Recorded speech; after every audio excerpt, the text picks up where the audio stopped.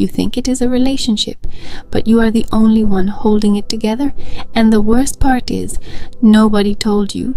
You figured it out alone at 3 in the morning when everything went quiet. Today, I am going to show you the 6 signs that prove you have been carrying this relationship all by yourself, and what that is doing to your mind without you even realizing it.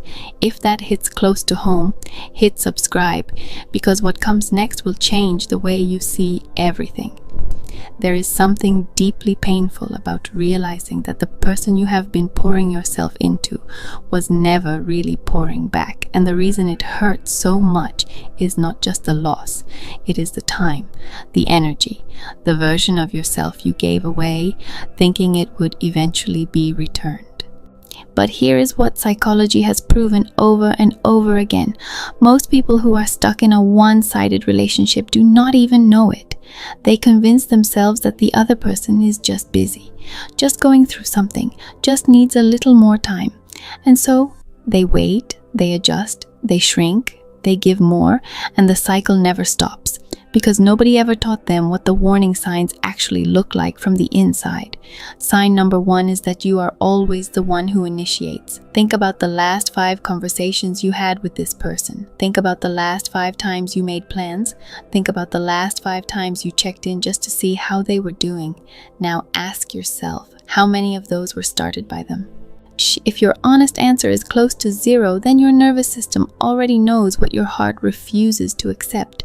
A 2018 study published in the Journal of Social and Personal Relationships found that chronic initiation without reciprocation activates the same neural pathways associated with rejection. Even when no explicit rejection has occurred, your brain is not confused. It is keeping score, and right now the score is not equal. Sign number 2 is that you edit yourself to avoid conflict. You have a thought, but you stop yourself before you say it. You have a feeling, but you swallow it because you do not want to seem too much. You have a need, but you bury it because the last time you expressed it, things got cold and distant for days. This is not compromise. This is self-erasure. And psychology calls it fawning, a trauma response where the nervous system learns that the safest way to stay connected to someone is to make yourself smaller. When you are constantly monitoring your own words and emotions around a person who is supposed to be safe for you, that is not a relationship. That is a performance you are putting on every single day just to keep the peace. Sign number 3 is that their problems always come first. When they are struggling, you drop everything. You rearrange your schedule, you lose sleep, you show up fully and completely. But when you are the one struggling, suddenly they are busy. Suddenly the conversation shifts back to them. Suddenly your pain becomes a brief stop on the way to a longer discussion about their own life.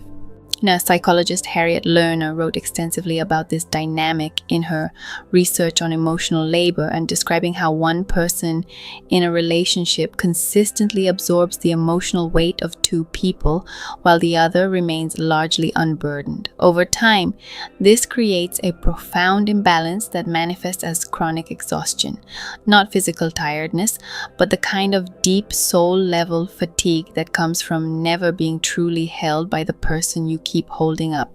Sign number 4 is that you feel lonely even when you are with them. This is the one that confuses people the most, because how can you feel alone when someone is physically right there beside you? But loneliness in a relationship is not about proximity. It is about presence. It is about whether the person across from you is actually seeing you or just occupying the same space. Research from the University of Chicago, conducted by John Cacioppo, one of the leading scientists in loneliness studies, showed that perceived social isolation within a relationship is more psychologically damaging than being literally alone, because when you are alone, you do not expect connection. But when you are with someone and still feel invisible, that absence becomes unbearable. If you have ever sat next to this person and felt a hollow ache in your chest, your psychology is telling you something critical. Sign number 5 is that you justify their behavior more than they do. When someone asks you about this relationship, you notice yourself explaining, defending, providing context. offering reasons why they act the way they act. You have become their internal publicist, constantly managing the narrative, constantly making sure nobody sees what you have been quietly seeing for a long time. Here is what that means according to cognitive dissonance theory, first introduced by psychologist Leon Festinger. When our actions and our beliefs do not align, our mind creates a painful tension that must be resolved. And the easiest way to resolve it is not to change the situation. It is to change the story we tell about it. So you keep rewriting the story. You keep finding new angles that make their behavior acceptable. And every time you do, you move further away from the truth your body has been screaming at you for months. Sign number 6 is that the relationship only feels good when they need something. And there are moments where everything feels warm and close and real. And then you realize those moments always happen right before they ask for a favor, right before they need support, right before something is in it for them. Psychologists call this instrumental affection, when warmth is deployed as a tool rather than expressed as a genuine feeling.